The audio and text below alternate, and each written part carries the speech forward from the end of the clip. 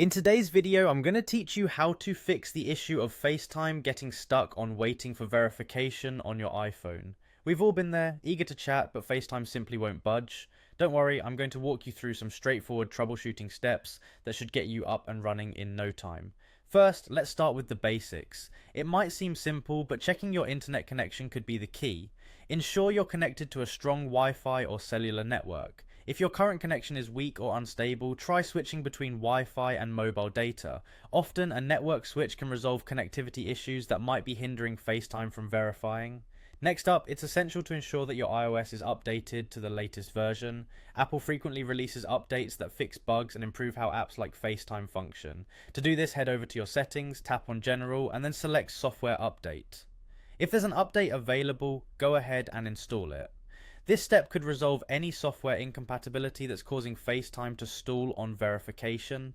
If the problem persists, try toggling FaceTime off and on. Go into Settings, select FaceTime and turn it off. Wait a few seconds and then toggle it back on. This action can refresh the app and resolve any minor glitches that might be in the way. Another helpful tip is to reset your network settings. Navigate to Settings, choose General, then Transfer or Reset iPhone. Find the Reset tab and select Reset Network Settings.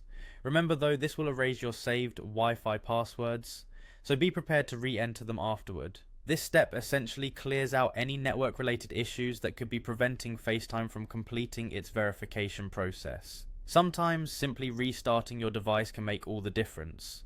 Hold down the power button, slide to power off, and then wait a few moments before turning it back on.